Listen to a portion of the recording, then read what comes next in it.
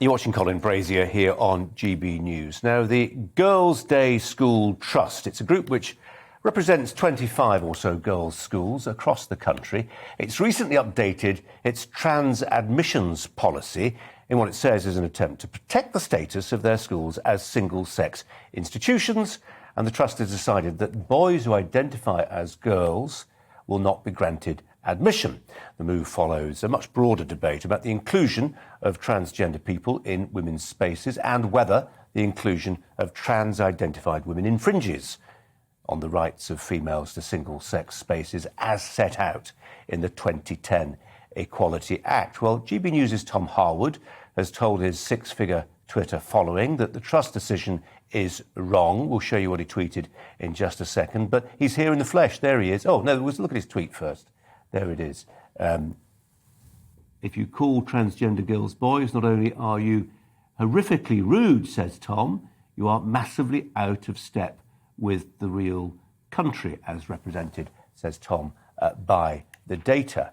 Well, we've got a contrary view that's going to be presented by Calvin Robinson, another GB News stalwart, who would not, you can be sure, post that particular tweet. Gentlemen, really appreciate you coming in today, sitting quite closely together. We'll see where you are at the end of this conversation. We're both vaccinated, it's fine. Let's start with that tweet, Tom. Horrifically rude. Yeah. A contrary opinion. I mean, there's a danger here, is there not, that we're beginning to stray into that thing that I thought we were dead set against, which is that if we don't want to start saying that people who disagree with us are bad. It's one thing to be wrong, but you're edging a little bit towards that by saying horrifically rude. I think the horrifically rude is applying to something very specific in that tweet. And that's when someone talks to someone who identifies as female, who is, for example, a transgender woman, and who calls that person a man. I think that's a very rude thing to do. It's like calling someone a name they don't want to be called. That's not what's happening here, is it? No. But this tweet that you specifically throw up there was in regard to the responses to that story, where people were saying boys shouldn't go to girls' schools. Well, transgender women aren't boys, and I think it is rude to call transgender women boys. Calvin. I think it's bizarre that you can say that the truth is offensive or that the truth is rude. We are talking about protecting single-sex spaces, and there is a clause in the Discrimination Act, in the Equality Act rather, to discriminate based on sex, because it's important in things like prison, in things like sport, and in things like education.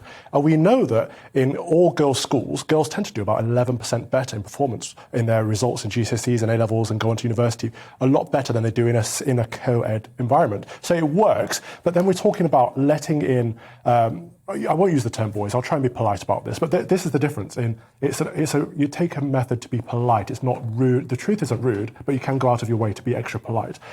Letting in people that identify as girls that aren't girls is putting actual girls in jeopardy, putting their safety in jeopardy. A lot of these old schools girls... You could argue it may do. It might do, because they only have girls' changing rooms, because there are no boys there. They have girls' toilets. They only have girls sporting. So we're talking about putting girls up against people that are stronger than them physically in sport. We're talking about letting them get changed with people that aren't the same sex as them. Is that a reason not to let them in? Can't we just treat this on a case-by-case basis? Would that not be the flexible way? No, I think it's pretty fair to say an all-girls school only admits girls. And what we're talking about is sex. We're not talking about gender. There is an argument to be made. I wouldn't make it. There is an argument to be made that you can identify as whatever gender you like. I don't agree, but others could say that is true. But you cannot choose your sex. Your sex is to do with reproduction. It's what you are born as. Either you can produce eggs or sperm, and that is how we reproduce as a human race. So I think it's really interesting there that you mentioned that girls tend to perform better than boys in early education. It's very, very true. But that is not an absolute rule. And I think the same can be applied to gender in a funny sort of way.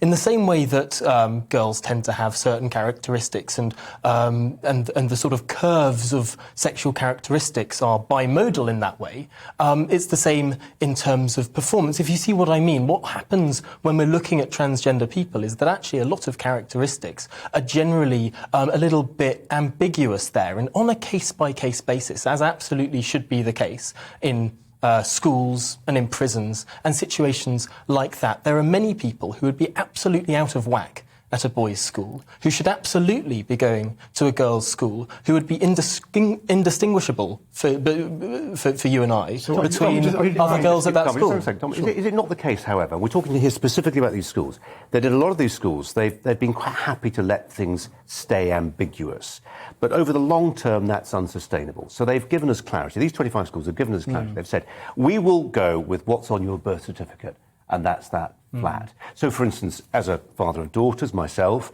if I'm sending my girls to a school, and maybe, I'm not saying what my personal views are, but let's say a dad like me was uncomfortable with the idea of my daughters going into the PE changing room, and there's somebody who began life as a boy who's now transitioned to being a girl, but still has male genitalia. Maybe I'm a fee-paying parent. I'm going to have a say in that. Maybe my children deserve a say in that. The school definitely deserves a say in that. And now they're having their say. They're making their policy very clear. But they're making a blanket restriction there. They're not treating this as an individualist situation. They're being particularly unconservative about this, if you really want to go that far. They're rejecting a view of people as individuals and treating this as if it's a blanket group where there's absolutely no leeway at all. The situation that existed up until this week, the situation that existed beforehand when individual schools could make those individual choices, I think was a much better situation, had much greater consent, and really delivered much better outcomes than this outright ban that tries to deny people's individuality. But it's not about individuality. Your schooling has nothing to do with how you identify or your personal politics. It is about education and passing on knowledge. And in this case, they've discriminated based on sex, and that is a criteria that we know how to meet. We know what's different. We know what a male is. We know what a female is. Well, there are intersex people. There are edge cases, and I'm not saying it's a particularly large number of people. But that is a very, very small minority, and that, on that scale, you can address it on a case-by-case basis. But why can't we address it as a broader case-by-case basis? For example, I've worked in schools. I've been an assistant head. We don't have the capacity to look at every single applicant and say, how do you personally identify? What's your personal politics? Have you had surgery? What is your personal biology? That's not viable. I think in schools... And it's not relevant to their education. In schools like these, which are relatively elite schools that will, I assume, have an interview process, have some sort of situation like that, you will be very, very well aware who would absolutely be indistinguishable from other girls at that school and who would not. But they're not girls, so let's break that down. So, you put out a tweet saying trans women aren't males as a follow-up to this tweet. I'd like to know how you define what a male is. I think a male is someone who is perceived by society as a man. If I was walking down a street and I'd never met someone before and I looked at them and I say hello, I'd likely say hello, sir, if they looked like a bloke, and I'd say hello, miss, if they look like a woman. What happens when they end up in the changing rooms and they drop their trousers? I don't know about you, but I never took down my pants at school. But I think that a lot of people... conflating gender and sex, though? I don't think so, because there are sexual characteristics as well as gender characteristics. And, for example, many young people, not enough, because the situation and the access to a lot of these facilities is very poor in this country. Healthcare has incredible waiting lists, although I think it's around in the region of 500 under-18s are currently being treated at for We're not going to get into the sort of arguments around Tavistock and gender positioning and all that sort of stuff. Just on the principle of whether these 25 schools, Tom, have the right to say what we've done is entirely in the spirit of the letter of the 2010 Equalities Act. We're within the law here. We're operating within the law. They are within the law. No one's denying that. We are an institution which is deciding which people will come here. It says on the tin, we're an all-girls school. We are making a decision, an emphatic, unequivocal decision based on a birth certificate, a legal document, that only girls at birth are entitled to come to this school. There's clarity. There's their autonomous decision. You're not disputing their right to take that decision, I'm not disputing their right to take the decision. Clearly, it's within their right to do that. It's within our rights to do a lot of things that we might not necessarily do if we wanted to be kind or polite or generous or open-hearted.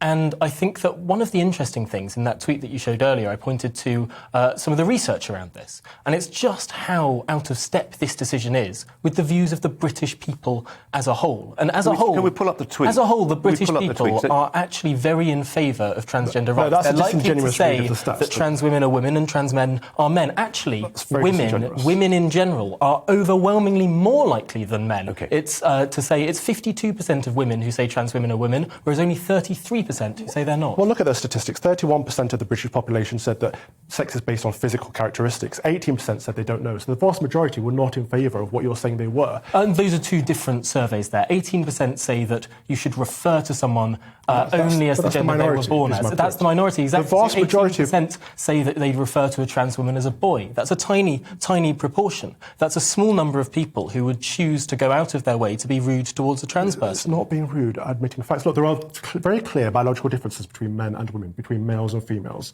First of all, males produce sperm, females produce eggs. Not all of them, but mostly. There are many illnesses that only women get or that only men get, predominantly. Cervical cancer, prostate cancer, as prime examples. There are many differences. May not tend to be physically more powerful. But these are tendencies. These are tendencies. Every rule is a tendency. It's a majority. There are always exceptions to the rule. Right, exactly. And we're talking, and I think the point here...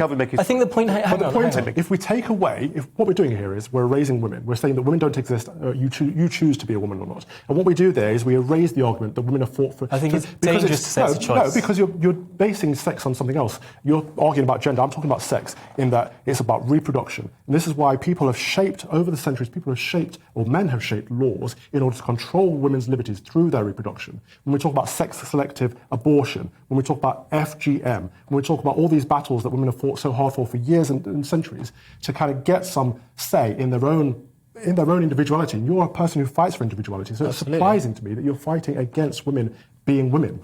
I don't see how any of this is relevant to the situation. Could I identify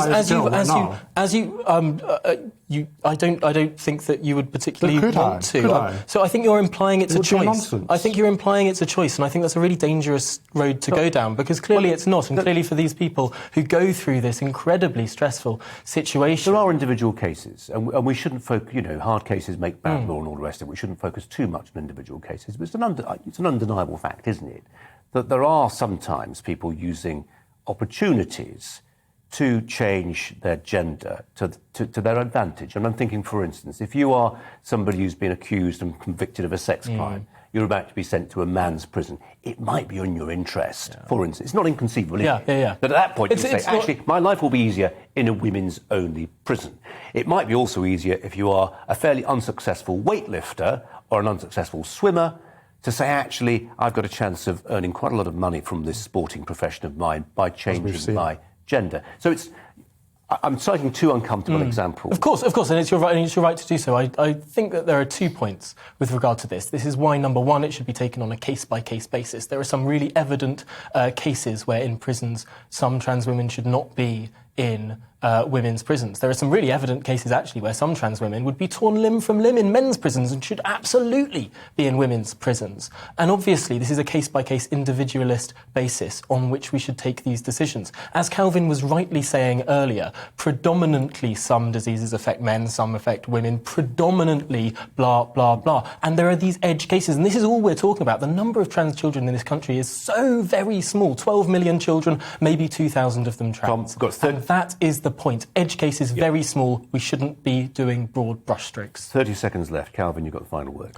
I just think we shouldn't confuse the two. Trans women should be able to live their lives as ever they see fit. Trans men, the same. Identify however you like, but that does not make you male or female. You cannot change your sex. You can argue about gender all day, every day, but sex is your biology. You are born with the XY or XX chromosome. You are born either producing sperm or eggs, in most cases, and you cannot change your sex. In most cases. Some people have problems, absolutely, and we shouldn't laugh about it. I understand you've been charitable and trying to support people, but you're conflating ideology with truth, and that's dangerous. We kept that fairly civilised. Thank you, gentlemen.